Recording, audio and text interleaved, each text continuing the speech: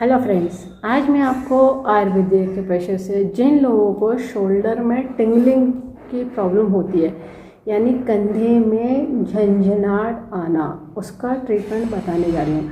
अब इसमें होता है क्या है, कंधों में झंझनाहट आती क्यों? आज के टाइम में हर कोई तो बैग कैरी करता है, चाहे बड़ा हो छोटा हो, ठीक है।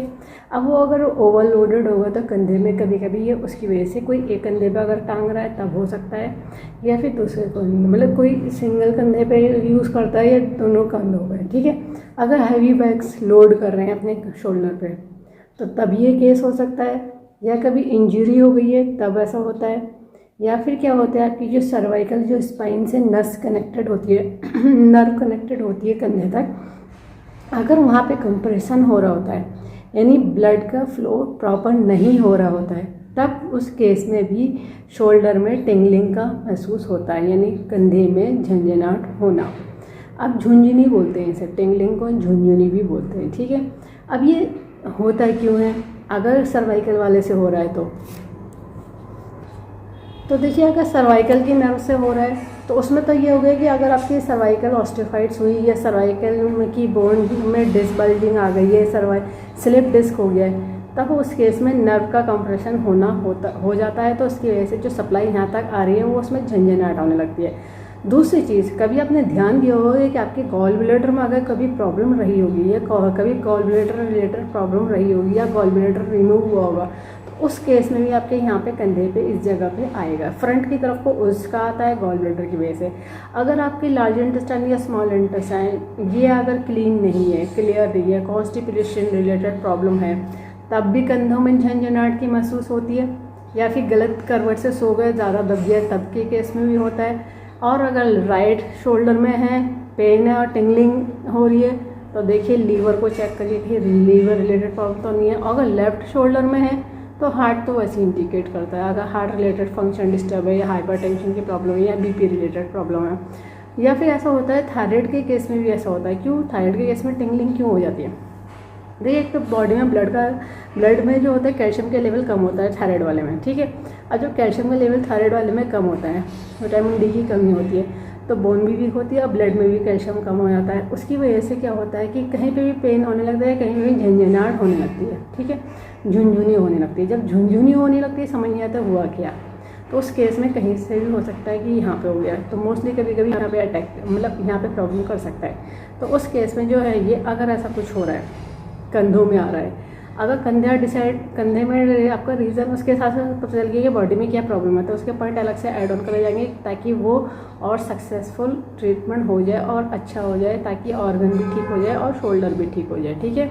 और अगर इंजरी हो गई है तो उसके पॉइंट अलग से ऐड ऑन करे जाएंगे, ये वाले पॉइंट नहीं एप्लीकेबल है क्योंकि वो टोटली डिफरेंट केस है। और अगर बाई चांस कहीं शोल्डर डिसलोकेशन हो रहा है, उस केस में भी कभी कभी झुंझुनी होने लगती है, या फिर क्या होता है फ्रैक्चर या कुछ चोट लग गई, तो उसका केस पूरा अलग रहेगा, ठीक है। इसको इसके साथ इन्वॉल्व नहीं करिएगा।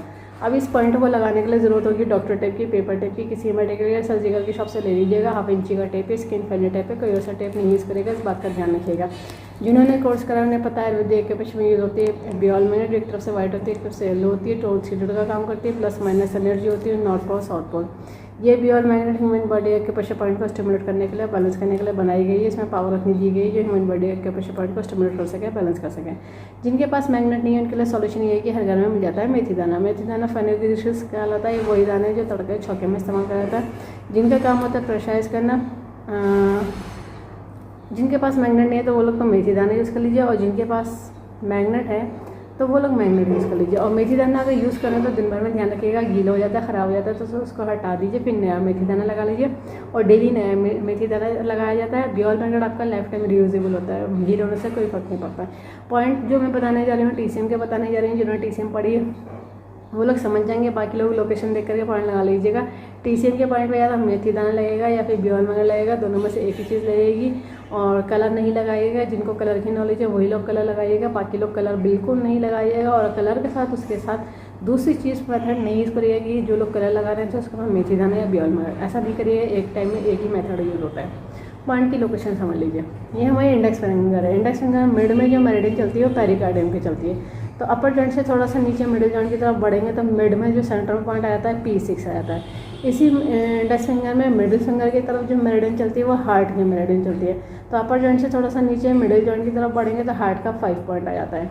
ठीक है, रिंग फिंगर से मिडिल फिंगर से पूरी एक लाइन रिस्ट के मिड तक जब चलती है तो यहाँ पे मेरिडियन वाली आती है कंसप्शन वेसल की। तो देखिए इस जगह पे पॉइंट आता है CV का 6, कंसप्शनल वेसल का 6। अब यही जो मिड से है ये टर्न कर जाती है थंब के लोअर जॉइंट के मिड में। ठीक है, इस तरह से जब ये टर्न करती है तो यहाँ पे पॉइंट आ जाता है CV का 17। ठीक है, 17वां हार्ट के पास आता है, यहाँ पे हार्ट की लोकेशन आती है। तो देखिए फिर एक पॉइंट आता है बैक साइड। बैक साइड में देखिए थंब का जो ये लोअर बेस के ये वाली गोल बोन है ना जो इंडेक्स फिंगर की तरफ है, इसी से सीधे चलते आएंगे तो यहाँ तक बढ़ेंगे तो ये UB का 15 पॉइंट आ जाता है, यूरिनरी ब्लडर का 15, 15वां। अब अगर आपको टिंगलिंग हो गई है उस केस में इन पॉइंटों को जिधर के शोल्डर के तो उधर की हाथ पे लगेगी, उसके हिसाब से पॉइंटों को सीडेड करा जाएगा। सीडेड करने का तरीका ये रहेगा कि बियोल मैग्नेट पेपर टेप में से येलो दिखनी चाहिए और जो स्किन पर टच होगा वो वाइट टच होगा, यानी जो विजिबिलिटी रहेगी वो येलो रहेगी। तो देखिए ये येलो विजिबल हो रहा है। ठीक है, ये येलो की विजिबिलिटी आ रही है। और देखिए मैंने इस हाथ में कला नहीं लगाया, मार्क नहीं करा है, मैं इस हाथ में आपको मेथी दाना से लगा के दिखा रही हूँ। तो जिनके पास ब्यूल मैग्नेट है वो लोग ब्यूल मैग्नेट लगा लीजिए, जिनके पास मेथी दाना है वो मेथी दाना लगा लीजिए। मेथी दाना जब लगाते हैं तो एक एक पॉइंट को 5 बार प्रेसाइज करके छोड़ देते हैं। जब भी टाइम मिले तो मेथी दाने वाले को प्रेसाइज करा जाता है, ब्यूल मैग्नेट को प्रेसाइज नहीं करा जाता। इस बात का ध्यान रखिएगा।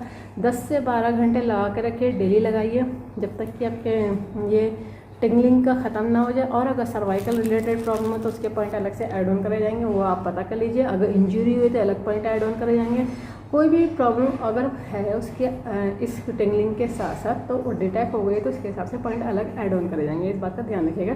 इस वीडियो को ज़्यादा से ज़्यादा शेयर करिए, सब्सक्राइब करिए, लाइक करिए, ताकि लोगों को पता चल जाए विद्या के पीछे सभी तरह के डिजीज़ को ट्रीट कर देते हैं, क्योर कर देते हैं, कंट्रोल कर देते हैं, रूट कॉज को ठीक कर देते हैं। फ्यूचर में दोबारा प्रॉब्लम नहीं आती है, बस लाइफ स्टाइल को ठीक रखना होता है। बेल आइकन प्रेस करना ना भूलिएगा। जब भी मैं नया वीडियो अपलोड करूँगी तो आपको लेटेस्ट नोटिफिकेशन मिल जाएगा। लाइक करना ना भूलिएगा। इस वीडियो को अंत तक देखने के लिए thank you very much. See you next time.